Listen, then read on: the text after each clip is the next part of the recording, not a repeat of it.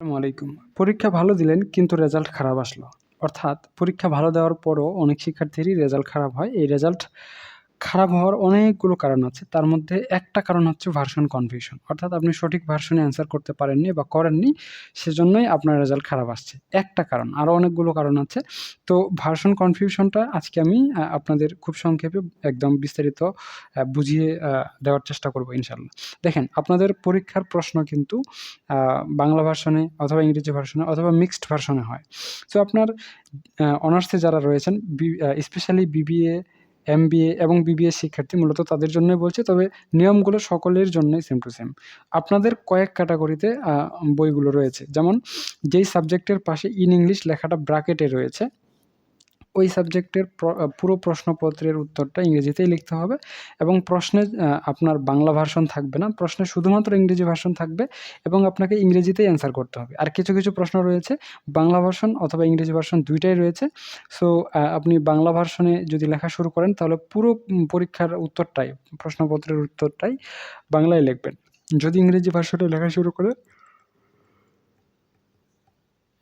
তাহলে ইংরেজিতেই লিখবেন। মিক্সড করা যাবে না। মনে করেন ক বিভাগটা আপনি বাংলায় লেখলেন আর খ আর গ বিভাগটা আপনি ইংরেজি ভার্সনে লেখলেন। তাহলে কিন্তু হবে না। যদি বাংলায় লেখেন তাহলে পুরো প্রশ্নের উত্তরটাই, পুরো খাতাটাই বাংলাতেই লিখবেন। ইংরেজিতে লিখলে ইংরেজিতেই লিখবেন। আর ইন ইংলিশ লেখা থাকলে তো বাংলা লেখার অপশন নাই, সেখানে ইংরেজিতেই লিখতে হবে। আর কিছু, কিছু সাবজেক্ট আছে মিক্সড, যেগুলো বাংলা ইংরেজি উভয় ভার্সনে লিখতে পারবেন। তবে এই মিক্সড সাবজেক্টগুলো, স্পেশাল সাবজেক্টগুলো বাদ দিয়ে বাকি সাবজেক্টগুলো কিন্তু আপনি মিক্সড করে লিখতে পারবেন না। অনেক শিক্ষার্থী এই কাজটা করে, সেজন্যই তাদের রেজাল্ট খারাপ হয়। আর তারা মনে করে যে তাদের খাতাগুলো অবহেলা করে কাটা হয়েছে, সেজন্য নাম্বার কম পেয়েছে। এরকমটাও হয়, কিন্তু ভার্সন গোলমাল করার কারণেও হয়। মিক্সড ভার্সন কোনগুলো? মনে করেন আপনার পুরো প্রশ্নটা বাংলাতে একবার লেখা আছে। সাবজেক্টের পাশে ইন ইংলিশ নাই।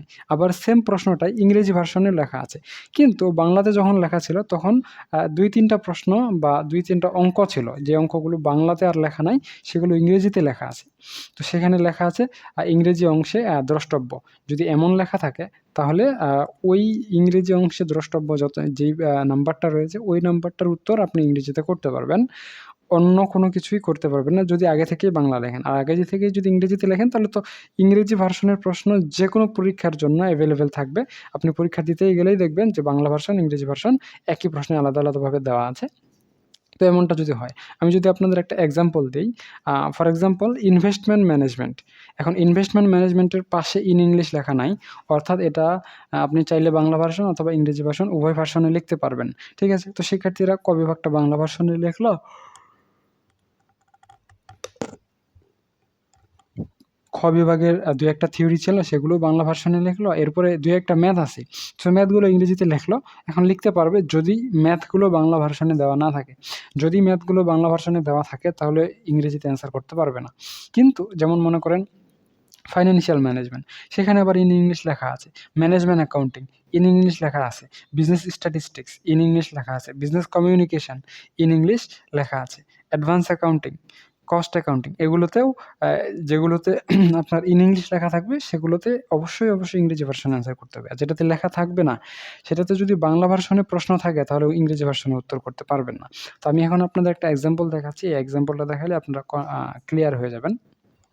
এই যে একটা সাবজেক্ট আমি নিয়েছি, এটা যেকোনো সাবজেক্টের বেলায় সেম টু সেম।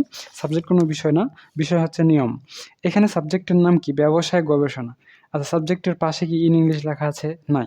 অর্থাৎ এটা চাইলে আপনি বাংলা ভার্সনেও আনসার করতে পারবেন, ইংরেজি ভার্সনে আনসার করতে পারবেন। সো বাংলা ভার্সনের প্রশ্ন কোথায়? এই যে ক বিভাগ আছে এখানে, এখানে খ বিভাগ আছে, তারপরে এপাশে গ বিভাগ আছে। এখন অনেকেই বাংলা ভার্সনে লেখে না, তাহলে তারা ইংরেজি ভার্সনে লিখতে পারবে। এই যে ইংরেজি ভার্সন লেখা আছে, তো ইংরেজি ভার্সনের এপাশে প্রশ্ন আছে, হ্যাঁ? এগুলোতে আছে, ইংরেজিও লেখা আছে। এখন আপনি যদি বাংলা ভার্সনে অ্যান্সার শুরু করেন তাহলে বাংলা ভার্সনেই অ্যান্সার শেষ করতে হবে। ইংরেজি ভার্সনে শুরু করলে ইংরেজিতেই অ্যান্সার শেষ করতে হবে। ফর এক্সাম্পল যে আপনি বাংলা ভার্সনে অ্যান্সার করলেন। সো আপনি ক বিভাগটা বাংলায় সুন্দর করে লিখলেন। খ বিভাগে আসলেন, কিন্তু এই ৭ নাম্বার প্রশ্নটা লিখতে চাইলেন, কিন্তু দেখা যাচ্ছে যে এইখানে ইংরেজি অংশ লেখা আছে, কিন্তু এখানে সরাসরি প্রশ্ন নাই। মানে এখানে ম্যাথ আছে, কিন্তু প্রশ্ন নাই। বাকিগুলো আবার বাংলায় লেখা আছে। তো আপনি মনে করেন এই যে এটা লিখছেন, হ্যাঁ? লিখে এখন এইটা লিখবেন। তো এটা লিখবেন যে এখানে তো প্রশ্নই নাই। তো এই 7 নাম্বারের জন্যই শুধুমাত্র ইংরেজি ভার্সনের অংশটুকু, এইটুকু আবার ইংরেজিতেই লিখতে হবে। এটা আবার বাংলাতে লেখার কোনো অপশন নাই। এই 7 নাম্বারের এই অংশটুকু ইংরেজিতে লিখে আপনি যদি পরের অংশে উত্তর করেন গবেষণা ফলাফল ব্যাখ্যার ক্ষেত্রে, তো এইগুলো আবার বাংলাতে লিখতে পারবেন। যেহেতু এখানে বাংলায় প্রশ্ন দেওয়া নাই, তাই আপনি ইংরেজি ভার্সনে লিখতে পারবেন। যদি বাংলায় প্রশ্ন দেওয়া থাকতো তাহলে ইংরেজি ভার্সনে লিখতে পারতেন না। আমি আরেকটা এক্সাম্পল দিয়ে আপনাদের বুঝাই দেব। ঠিক আছে? এরপরে দেখেন গ বিভাগটা মনে করেন যে এখানে 10 নম্বর প্রশ্ন, হ্যাঁ, 11 নম্বর প্রশ্ন, 12, 13 এগুলো লিখেছেন। এখন 15 নম্বর লিখবেন। 15 নম্বরে দেখা যাচ্ছে যে ইংরেজি অংশ দেখো, এরকম লেখা আছে, সরাসরি প্রশ্ন নাই। তাহলে কি করবেন? প্রশ্নটা আপনি 15 নম্বর থেকে এই যে এখান থেকে এই প্রশ্নটার শুধু ইংরেজি ভার্সনে পুরোটাই অ্যান্সার করে দিবেন। ঠিক আছে? এতটুকু পর্যন্ত আপনার ছাড়। এখন অনেকেই যদি চান যে স্যার আমি তো বাংলা ভার্সনে অ্যান্সার করব না, ইংরেজিতেই করব। তাহলে আপনি এখানকার সবগুলো ইংরেজিতে করবেন। এখানে যতগুলো প্রশ্ন আছে সবগুলো ইংরেজিতে করবেন। এপাশে যতগুলো আছে সবগুলো ইংরেজিতে করবেন। এখন এমন কিছু সাবজেক্ট আছে যেখানে ম্যাথও আছে আবার বাংলায়ও আছে। যেমন বাংলাদেশের করবিধি।